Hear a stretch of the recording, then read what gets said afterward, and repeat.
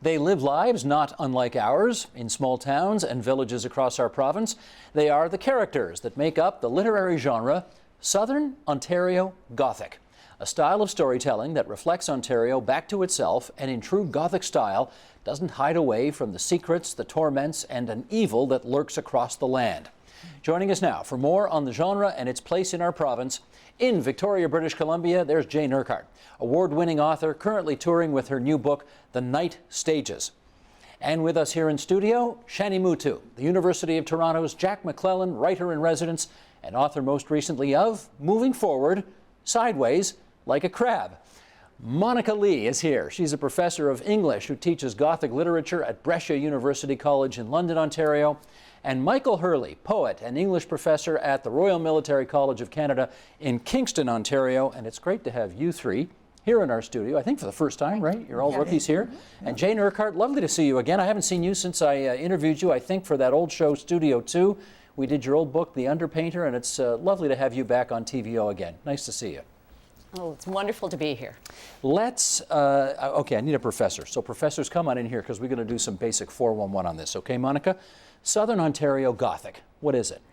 Well, Timothy Findlay, in an interview in 1973, may have been the first person published to use the term Southern Ontario Gothic, and he used it in comparing it to a genre in the United States called Southern Gothic, which was a genre that wedded literary realism to feelings of terror, and did so by focusing on things like mental illness, violence, family dysfunctions, racial tension, decrepitude, all of these themes that were very popular in the southern US.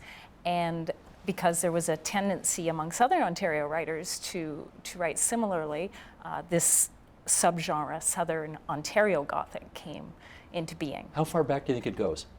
The genre itself? In Ontario. I would take it all the way back to the very first novel from Southern Ontario, Wacusta, from 1832 by John Richardson, which is a very typically and conventionally Gothic novel that describes a man, a European, who goes wild and lives with the natives and dresses himself up in war paint, and he's very frightening, and he abducts the heroine, the maiden, and so forth. And it's a really melodramatic, lurid tale. And how, Michael, did this genre develop in the province of Ontario?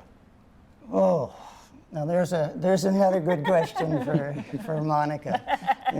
Steve, you know, with Graham Gibson's wise remarks ringing in my ears about the impossibility of making generalizations about writers, cats who will not and should not be herded, I'll begin by saying Southern Ontario Gothic is a phrase I'm loath to define, but I'm happy to explore and hopefully to map, and in the spirit perhaps of these storytellers themselves, whose job description includes playing with words, creatively, exuberantly, and in a way that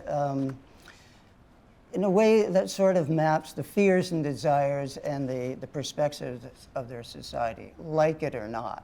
Northrop Frye suggests that there's an imaginative continuum in the locale, sort of shared sense of this place as a distinct regional, even mythological country. And besides Gibson and Atwood, who had their toes on the starting line early on, and of course James Rainey, another delightful master of this genre, Alice Munro is another exquisite map maker. Let me tell you, she has a character called Dell in the 1971 Lives of Girls and Women. This is Dell's take on her neighbors. People's lives in Jubilee, small town she's from, wickedly ironic name. People's lives in Jubilee are dull, simple, amazing, unfathomable. Deep caves paved with kitchen linoleum. And you know what's in those caves, Steve? Tell me. The paradox that is you, me, these folks, and I guess all of us. There we are, in all our light and glory, all our shadow, our terrible potential for damage, destruction, duplicity, what Munro calls in another story, the other side of dailiness. You know, for a guy who doesn't really want to define what this is, you just did a pretty darn good job of doing just that. That's Southern Ontario Gothic, doubleness, contradiction, paradox. Monica, are there some people who don't want to recognize this as an honest-to-goodness genre of literature? Oh yes, absolutely. It's always been controversial.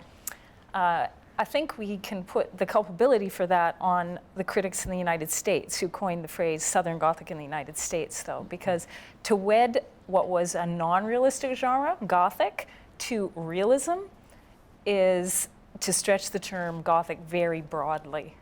And David Ingham, for example, says there's nothing to distinguish Southern Ontario Gothic from everyday garden variety realism. And Is he right about that? I wouldn't go that far, no. I do think that because the Gothic tradition in its conventional, traditional sense still exists in the world today, that if we use a term for an anti-realistic genre, Gothic, to apply to a realistic genre, it does stretch the term pretty broadly. There may be a danger to that, but Southern Ontario Gothic as a genre does exist. It's here to stay. Enough people have talked about it that the term has been stretched. Well, let's get to the authors now and find out why it speaks to them in particular. Jane, come on in here and tell us, first of all, where are you from originally? I'm originally from northern Ontario, never to be confused with Northern Ontario, not cottage country. I am from Little Long Lac, Ontario, which is about 300 miles away from Thunder Bay. So that was our nearest big place. And why does Southern Ontario Gothic speak to you so directly? Well, I suppose that I was unaware that it did, to be quite honest. I think that as an author, I write about what intrigues me, and then it's later that somebody else decides whether or not I'm part of some kind of movement or literary form. But that being said, my extended family comes from Northumberland County in eastern Ontario, and they were of Irish extraction, and they were, of course, rural. And I had many uncles who had many farms, and I was very much in touch with those people throughout my entire life. And yes, they did feed me imaginatively. I expect partly because I was reading as well. I was reading a lot of Canadian literature when I was developing myself as an author, because there was a generation about 10 years older than me that was hugely vibrant and exciting and compelling.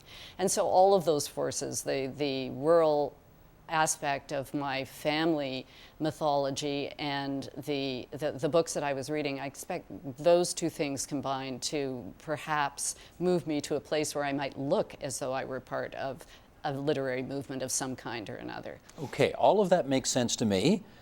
Shani, where are you from? I was born in Dublin, in Ireland. I grew up in Trinidad. I've lived most of my life in Vancouver, and for the last several years I've been living in a Southern Ontario hamlet. And presumably, okay, the first three things on that list presumably did not give you great insights into Southern Ontario Gothic. So how did you discover it? But growing up in Trinidad, I was introduced to British literature before anything else, and so what we first call Gothic. I read Thomas Love Peacock's Nightmare Abbey and Crochet Castle, before I was finished high school, and Dracula and things like that. But it wasn't until I came here to Canada when I was in Vancouver. I had a life as a visual artist and a filmmaker first before writing. In 1990, I hadn't a book yet published, but I could feel the yearning to write. So it was in you before you actually moved to Southern Ontario? The writing? The attraction to this genre. No, well, what I was going to say is that when I was in Vancouver, wanting to write, I got in touch with Alma Lee, who was running the Vancouver Writers Festival, to say that I wanted to come to an event where Alice Munro was launching Friend of My Youth. And I didn't know her work, but I wanted to see what writing was about and so on. And she said, well, come to the event, you can volunteer, you can be in charge of coffee. And I was supposed to leave the event 15 minutes before and prepare the coffee. I was so fascinated by this story of a kind of difference that was really foreign to me and quite bizarre. It was dry, it was sterile, it was brown, the landscapes were brown, the people seemed small and almost a kind of meanness to them. Even when they were being generous, you wondered what it was about. That I forgot all about the coffee. But I got to meet her and to get her to sign one of my books and so on. So I was, that was my introduction really to Neat. I want to follow up on the name we've heard a few times already here, which is Alice Munro. And Jane, when she won the Nobel a couple of years ago, do you recall your initial reaction when you heard the news? Oh, I was ecstatic. I know Alice, and so I was doubly ecstatic because it was both sort of an honor for a wonderful friend, but also just such a fantastic thing to happen in Canada to our best writer. I think that it's interesting what Shani said about coming in contact with Alice Munro, how I believe that almost all of us have in some way or another been affected by her writing, if not influenced directly, but affected by it. We've come in contact with a writer who has taken things that we recognize, perhaps, or in Shani's case, things that we don't recognize, and made them so palpable on the page that they become universal and mythological. I think of the wonderful poem by Patrick Kavanagh about how Homer's ghost was in the field in Ireland when Farmer X and Farmer Y were arguing over where one piece of land ended and another began. It's the ordinary details of life that really make us connect to literature and make us empathize and relate to what it is that we're reading and what we are imagining while we're reading. Monica, how much did that recognition, that international recognition for her work, help other authors of this genre get into international markets that they perhaps might not otherwise have got into? I think that is the case, that a lot of writers in Canada now are getting a fair bit of international recognition, and even more significantly, a lot of people are being inspired to write about their region, their particularly homespun, ordinary stories with that kind of fierce, forensic, analytic, terrifying realism. And that's what makes Alice Munro's Southern Ontario Gothic. It's that wedding of the ordinary. She's really more interested in what's terrifying about the ordinary or the everyday than she is in the supernatural. And to my mind, her stories are the scariest we have. I find I study and teach British Gothic, and books like Frankenstein and Dracula are not nearly as terrifying as certain aspects of Alice Munro's stories, which to me are the most frightening. For example, there's a book called The Love of a Good Woman. And this novel, or it's not a novel, it's a novella, is about 90 pages long. It's her longest story. And she plays with Gothic conventions. She has a virtuous heroine, the good woman of the title, and this virtuous heroine is endangered by a man who's probably a murderer, and she falls in love with him. So it's a standard Gothic story, except for that Enid is not a traditional Gothic heroine. She's not formulaic, she's extremely realistic. And what Enid says about her horrifying nightmares can be said about Southern Ontario Gothic. She says, for everybody, though, the same thing. Evil grabs us when we are sleeping. Pain and disintegration lie in wait. Animal horrors, all worse than you can imagine beforehand. And that's what Alice Munro does with Southwestern Ontario. How do you two quote so brilliantly, just like that, off the top of your heads from this stuff by heart? That's fantastic. It's just so, it's harder to sidestep because it isn't over-the-top Gothic like Walpole back in the 1700s. You can't evade what Alice Munro is doing because the texture of it is your everyday texture. And maybe details that you overlooked, but she gives a little tweak to, and there's a little chilling vibe there. And I think Canadians have been notorious in we've been, especially in Southern Ontario, inattentive to, careless of our own culture, our own literature, our own painting, our own journalists. And so when and we look outside ourselves to get validation. So when she makes it big on the world scene, we go, oh, and now that environment becomes visible to us again. Well, let me go to Jane on that. Now that this door has been pushed open more widely, thanks to Alice Munro getting the Nobel a couple of years ago, have you noticed a change in the kind of feedback you get when you travel the world? I have to say that I don't necessarily, but I have. But it's absolutely true that when I'm traveling, the name Alice Munro comes up quite often. I think that what has happened is that Alice herself has become more widely read as a result of winning the Nobel Prize. But that being said, she was already much, much admired in many, many different cultures and around the world. I think, too, that it's important to understand that Alice's stories are not always set in southwestern Ontario. I mean, this takes her sort of out of the genre. I've often wondered whether or not the genre is based on place, or whether it's based on tone, or whether it's based on style. But if we assume it's based on place, I think it's important to know that some of Alice's most stunning long stories are set in very distant places, such as Albania or Russia. Two of my favorites, The Albanian Virgin and Too Much Happiness, are set in Albania and Russia. Which is a long way from Southern Ontario, correct? Long way from Southern Ontario. So I'm curious to know from the academics whether they feel that this is a place-driven thing. And I should also add that there are many of Alice Munro's stories that are set in an urban context. Michael, you want to tackle Jane, it? don't call me an academic, please, okay? They don't have a very good track record in Southern Ontario Gothic. I mean, they're all stuck in their head and opinionated, etc., and I hope we're not coming across like that. So, Well, it's just occurred to me that we may have a bunch of people watching this program who don't really know who Alice Munro is, or if they've read her, they've never seen her interviewed or anything like that. So we're going to take a minute here and play a clip. Yeah. This is from a program we used to do here at TVO called Person to Person. This is Paula Todd interviewing Alice Munro back in 2006. Roll clip, please.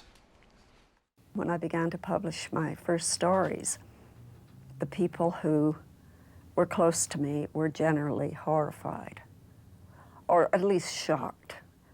Horrified is perhaps too extreme, but the thing is they did not understand why anybody had to write in the way I did. Because That being? Well, let me see. I published a story when I was still in university that ended up with one of the characters saying, "Jesus Christ." And this was terrible. It really hurt my family. Not my father, though he had to keep quiet, but this is the sort of thing that we're talking about the early 50s. And Canada was pretty puritanical, at least WASP Canada, the Canada that I knew. Okay, Shani, is that the Canada you know today? It's not the Canada that I know, no. And even though I live in a small town right now, one of the things that I'm really interested in, Jane sort of brought it up about, where is the genre place? So I'm thinking that the genre can evolve, and it would be more interesting, I think, if it were to evolve and include a great many of the writers who are writing now, who come from elsewhere and are writing about their small worlds here in Southern Ontario. And the writers who have had many generations here, but are writing about people who have come from outside into their neighborhoods. Like, for instance, Catherine Kutenbrouwer's All the Broken Things, writing about a Vietnamese boy, Bo, who has a sister who's hidden away from the public because she's suffering with Agent Orange disabilities and so on. And what's behind that story is Canada's complicity in the production of Agent Orange that was used in Vietnam. And this story takes place, in fact, in Toronto, near the Junction. The sort of night trips that Bo makes to Hyde Park, where he hides out with his bear, a real bear. there are Gothic elements to that, you know. Shyam Salvadurai writing, he is from Sri Lanka, lives in Toronto. Toronto, a city known as the city of villages, city of small towns and so on.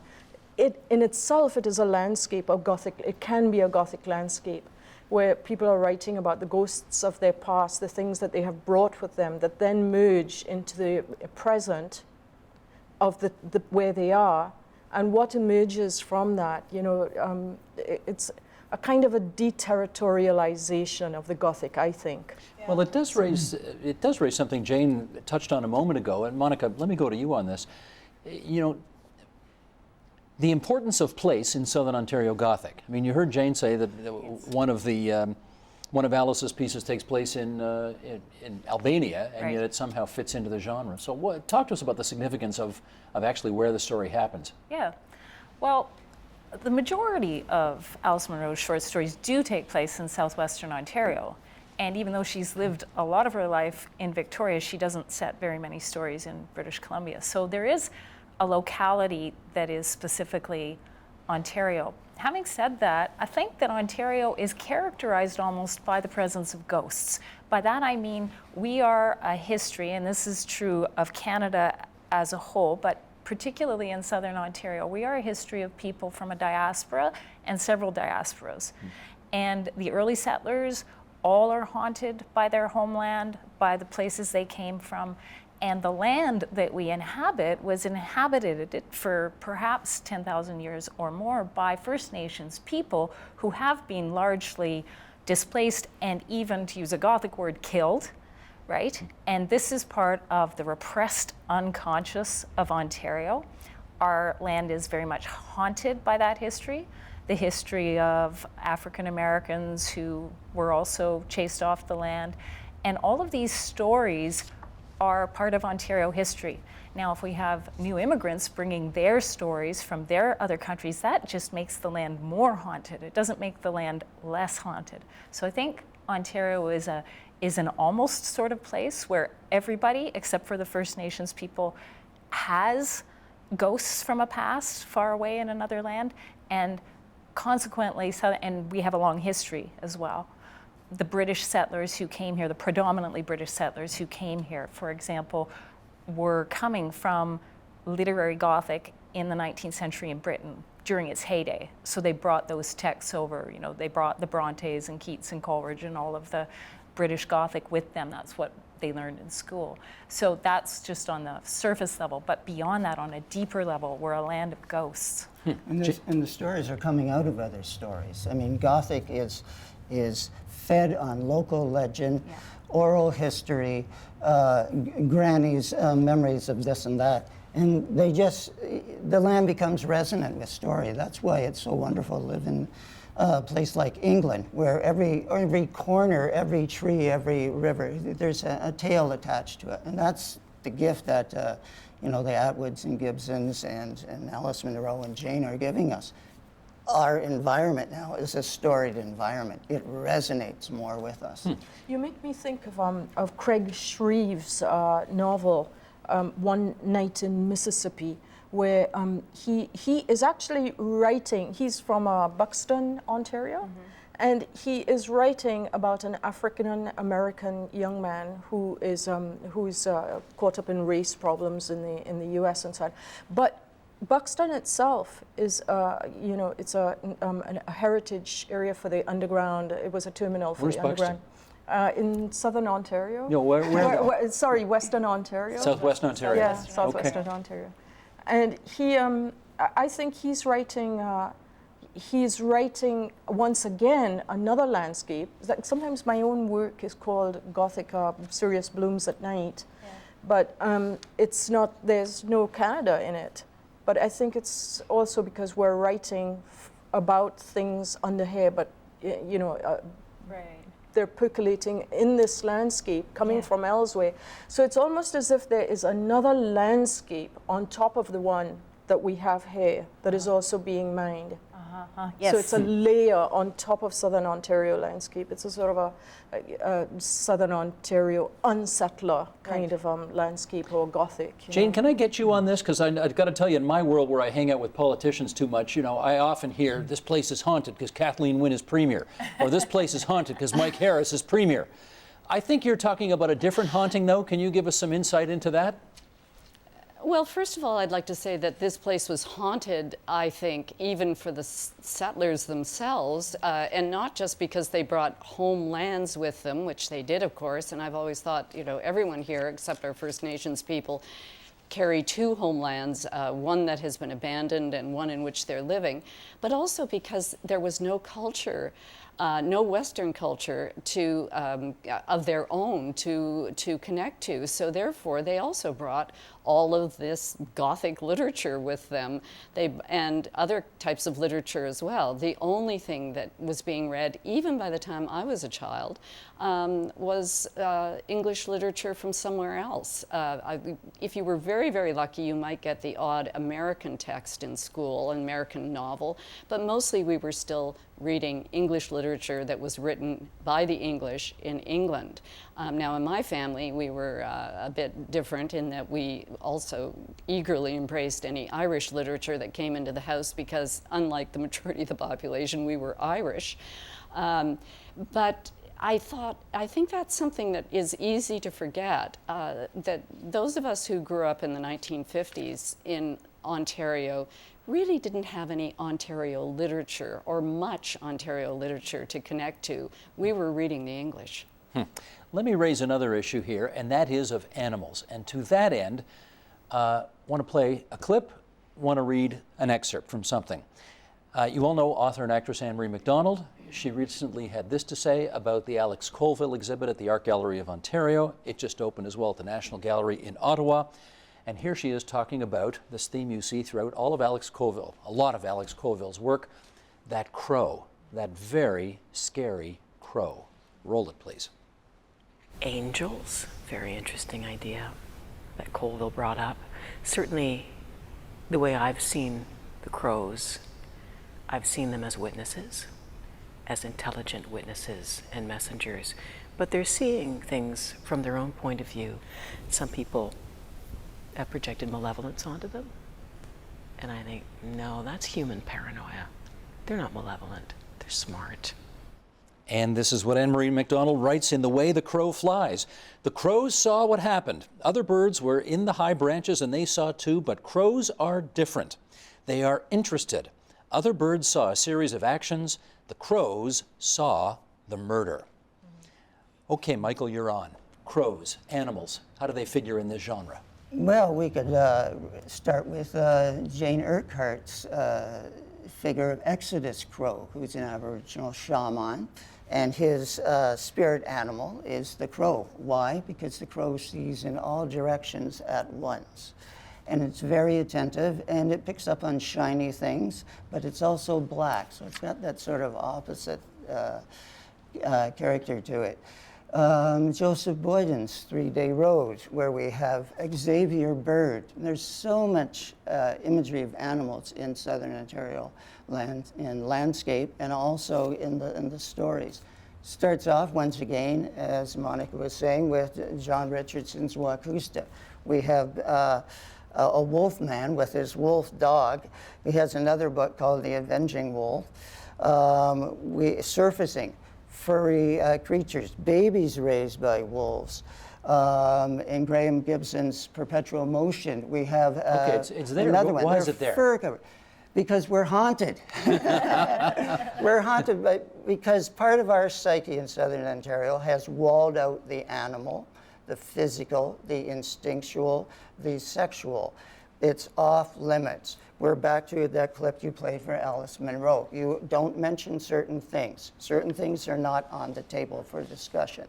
The body, Puritanism, prudery, propriety, certain things. And Alice crossed a certain line when she put them in words. Everybody knows them, but she put it in words, but she does it in an imaginative way. The animals are there because they represent a side of ourselves we're not comfortable with. The land is associated with the animals. Women are associated with the animals, and marginalized men, such as you find in Jane's work. Things we can't, that unsettle us, that disturb us. And the animals carry our shadow. Southern Ontario shadow, anything with a tail and hair and fur is in there. Jane, why do you put animals in your literature? I think it's partly because I was born in the North. I know that seems to be a simple answer, but in fact, I think it's more complex than it looks.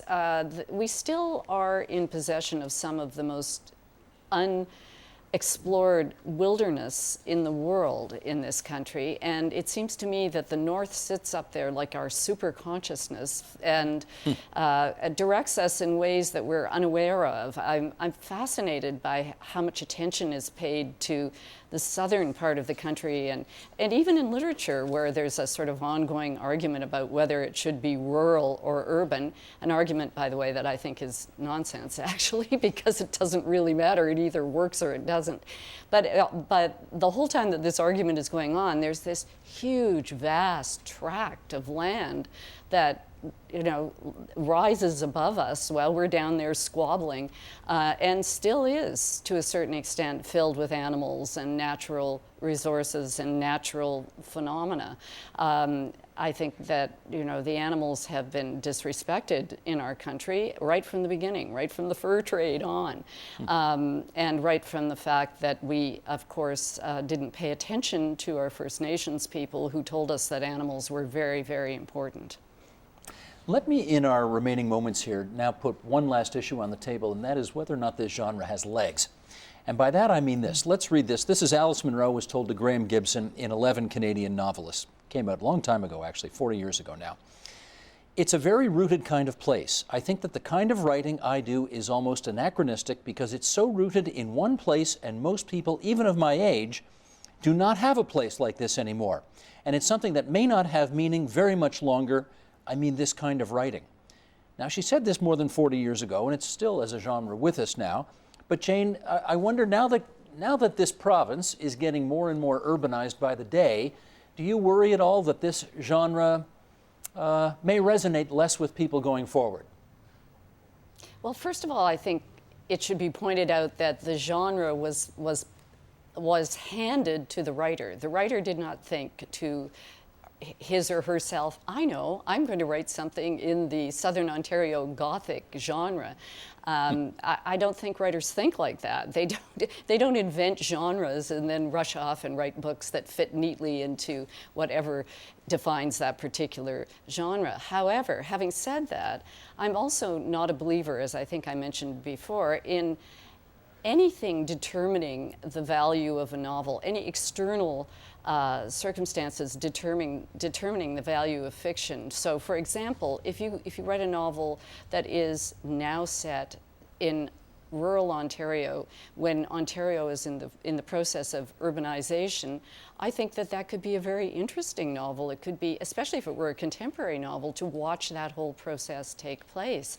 Or if you set a novel in urban Ontario, it would also be something that could explore human nature, which is, after all, what we're really trying to do in various ways. But I just feel that it's sometimes dangerous to pigeonhole writers into a particular genre, particularly since the writer themselves hadn't thought about it at all. No, fair enough. But all right, Michael, since Jane has raised the hypothetical, if you had to write a Southern Ontario Gothic novel and you're going to set it somewhere in Southern Ontario, what would you be writing about? Well, Toronto has really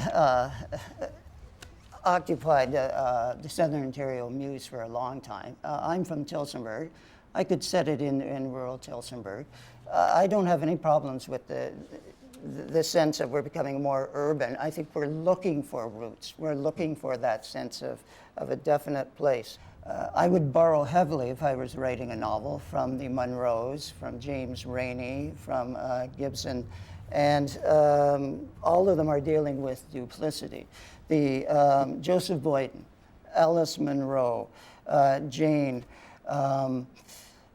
they're quite aware of this split, divided Gothic character, this fractured, sort of contradictory person. And they don't have to look far, and you or I don't have to look far to see today's contemporaries, the counterparts of the Dr. Frankenstein monster, Count Dracula, vampire, Dr. Jekyll, Mr. Hyde.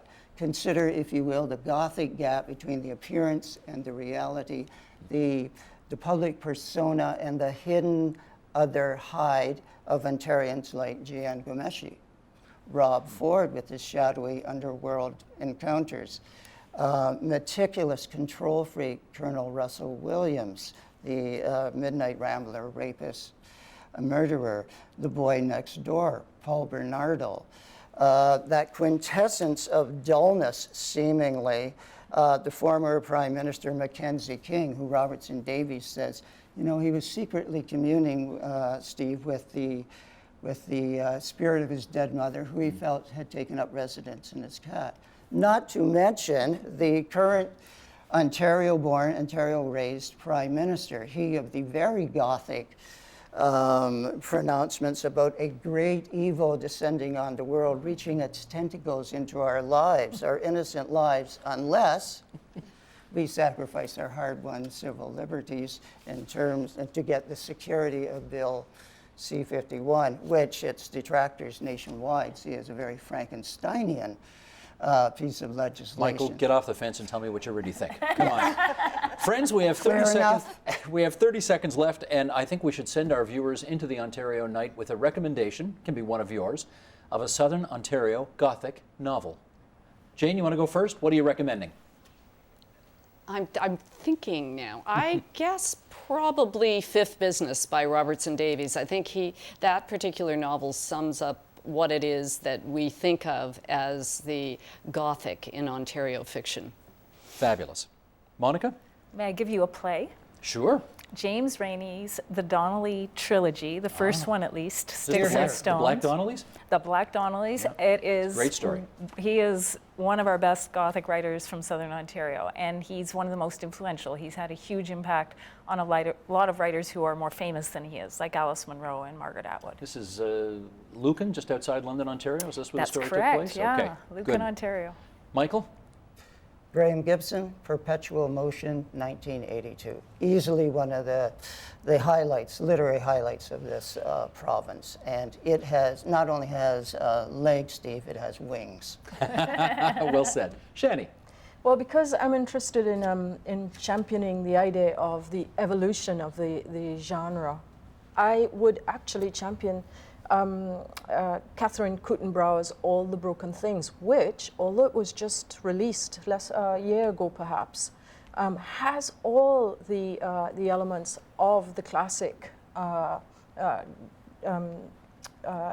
what's it called? Southern Ontario. There you go. Gothic genre. Good. Yes. You two authors are typically classy. I gave you an opportunity to plug one of your own books, and you still plug somebody else's. That's a very Ontario thing to do. So let's remind everybody that Jane Urquhart, who's been with us from Victoria, British Columbia, her latest is called The Night Stages. Jane, it's great to have you on TVO again. Thanks so much for participating tonight. And here in our Toronto studio, Monica Lee from Brescia University College, Michael Hurley from RMC in Kingston, and Shani Mutu, most recently, Moving Forward, Sideways, Like a Crab. What a great title. Thanks, everybody. Thank you. Thanks, Steve. Help TVO create a better world through the power of learning. Visit supporttvo.org and make a tax-deductible donation today.